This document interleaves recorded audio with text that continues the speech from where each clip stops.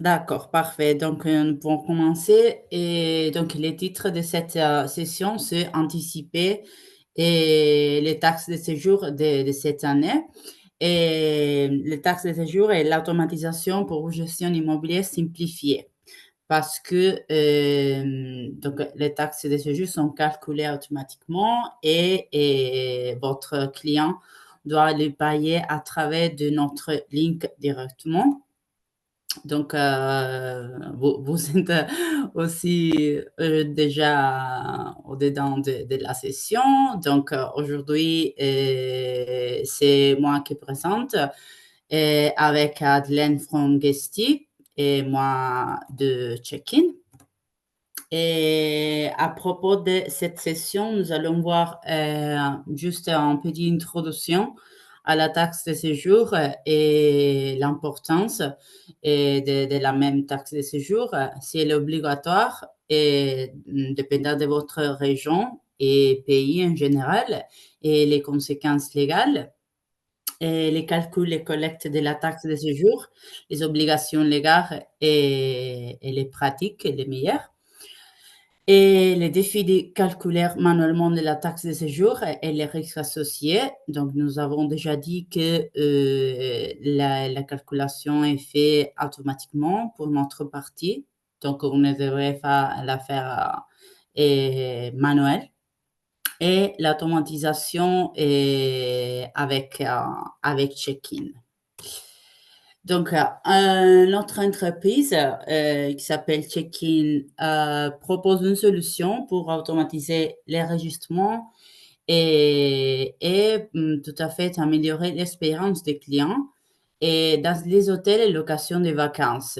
Nous faisons une différence, d'accord? Et nous avons deux types de comptes que vous pourrez offrir et connecter avec Guesty.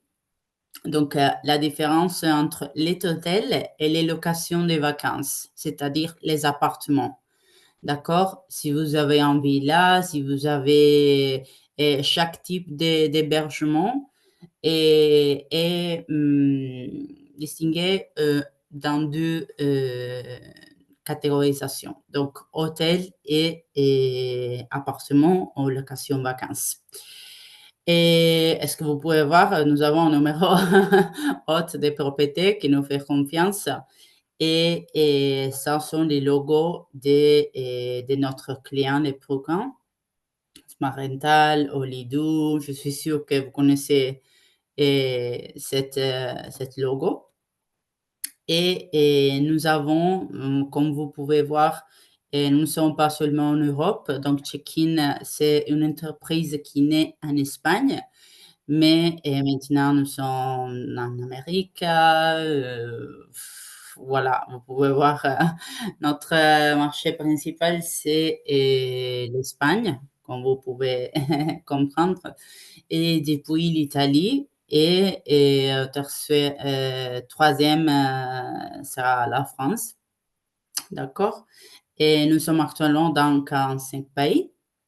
Et nous allons, notre volonté est de, c'est pas, je crois 50 pour la finale de cette année.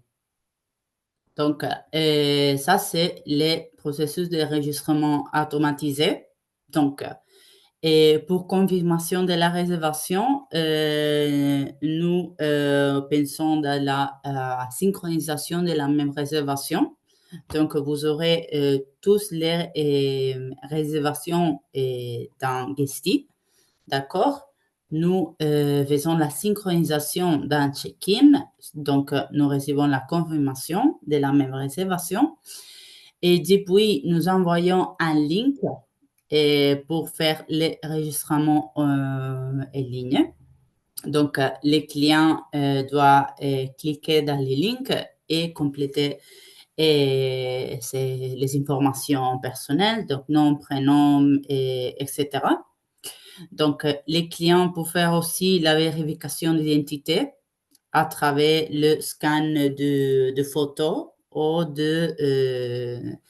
le scan de documents, sont de la carte d'identité, passeport, etc.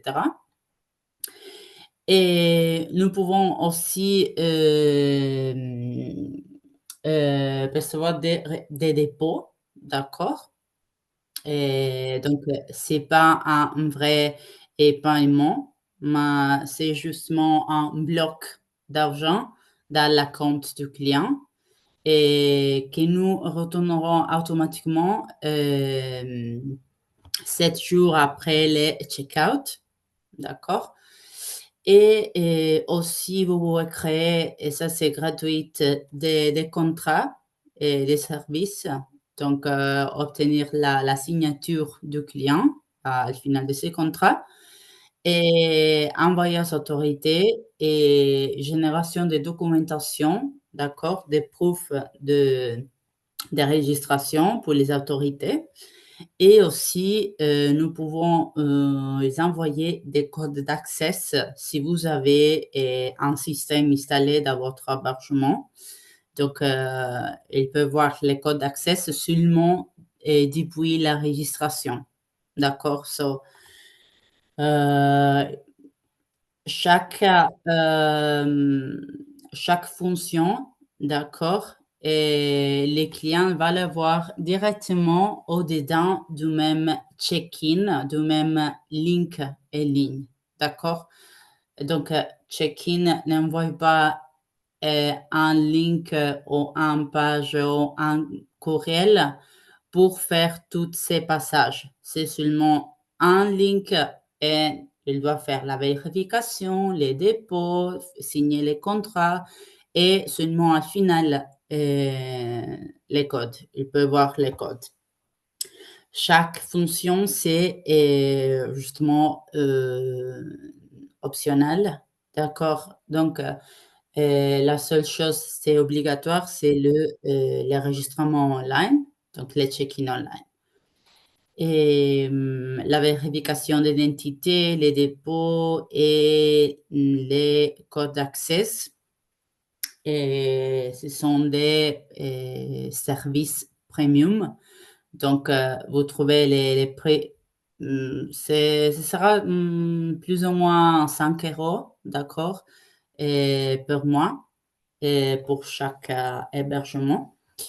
Mais comme j'ai déjà dit, c'est pas obligatoire, d'accord? Ça dépend. Et donc, maintenant, nous allons parler de la taxe de séjour même. Donc, qu'est-ce que c'est la taxe de séjour? Et son charge, ça c'est différent du dépôt parce que le dépôt, nous avons dit que c'est un bloc dans la compte du client qui assure l'argent et dans la compte du même client. Mais la taxe de séjour, c'est actuellement un paiement, d'accord, dans les moments. Et donc, ils ont choix, une charge pour les municipalités pour financer les infrastructures touristiques locales. Donc, vous avez aussi, et que la taxe de séjour, c'est pas pour vous, pour les autres, mais c'est pour les infrastructures touristiques locales. Elle est obligatoire dans beaucoup de régions et doit être collectée pour les hôtes. Donc, l'obligation, c'est aux hôtes de la collecter. Le non-respect des obligations illégales peut entraîner des amendes et des sanctions. Donc, vous devez savoir si la taxe de séjour dans votre région, dans votre pays est obligatoire. Et nous allons voir dans les prochaines slides comment être sûr et les vérifier. Donc, qui doit payer la taxe de séjour? Donc, en général, tout le monde et tous les clients vacanciers qui logent dans ces types d'hébergement. Nous avons dit que la compte de check-in peut être hôtel et appartement en général, mais aussi for palace, par exemple, et hôtel, c'est la même chose pour nous, c'est hôtel. D'accord? Donc, nous faisons la catégorisation. Donc, résidence de tourisme, village de vacances, c'est aussi hôtel, hébergement en plein air, comme camping, etc. D'accord? Donc, la distinction, en général, c'est que les hôtels, doivent avoir des espaces dedans, d'accord, configurés en check-in et les appartements, n'ont pas des espaces. Donc ce sont seulement la liste avec les appartements. D'accord.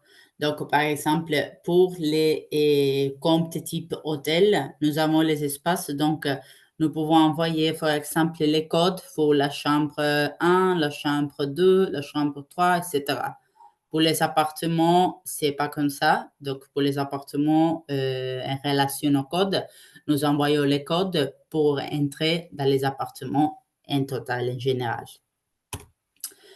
D'accord, donc ça c'est un peu de légalité, d'accord, conformément à l'article du Code général des collectivités territoriales. Donc, vous pouvez voir ici des instructions, donc les périodes de perception de la taxe de séjour, les tarifs applicables, et parce que nous ne pouvons pas les inventer, mais vous allez les voir dans la page de la municipalité même, selon le type d'hébergement, parce qu'il change beaucoup entre hôtel et autres types d'hébergement comme appartement. Et aussi, et les seuls en dessous duquel la taxe n'est pas due, donc les exceptions, et la taxe d'hébergement éventuelle.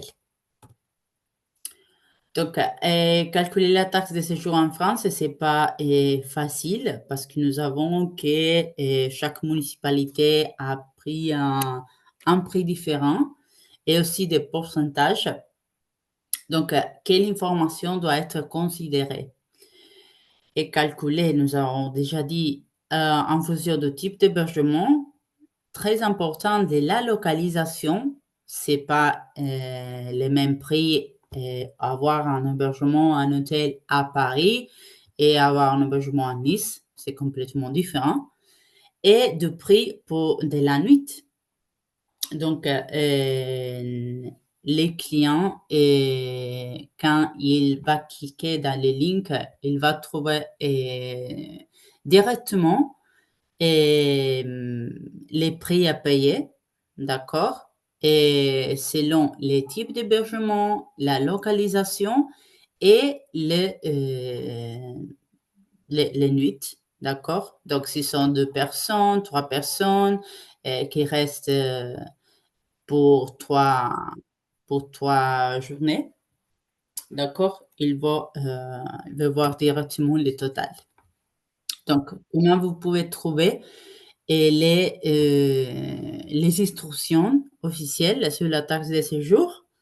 Donc, dans la page web de votre municipalité, ça c'est un exemple avec Paris, d'accord? Si vous cherchez en Google la taxe de séjour Paris, vous allez trouver ces documents publiés par les ministères. D'accord, et vous trouverez ici toutes les instructions et au final aussi un PDF avec tous les prix à appliquer. Et ça, c'est très important parce que vous devez consulter la page web de votre municipalité parce que selon la période, la taxe peut être différente. Donc, nous avons de cette année, mais divisé pour période. Vous pouvez voir. Donc, novembre, décembre, en période transitoire, et l'été, etc. Et vous pouvez voir que c'est très important de le vérifier parce que les régulations changent chaque année. Donc, la taxe varie de 20 centimes. Et par exemple, et l'année dernière, et donc vous pouvez voir une différence des prix très haute, d'accord? Et surtout, les prix changent selon les types d'hébergement, d'accord? Et donc, vous pouvez voir, d'accord, parce que c'est Paris, c'est la capitale, mais aussi c'est important de vérifier les instructions pour votre ville ou municipalité, parce que la taxe de séjour, par exemple, à Paris, sera augmentée cette année. Donc, tous notre clients à Paris ont changé les prix pour faire la calculation de la manière correcte.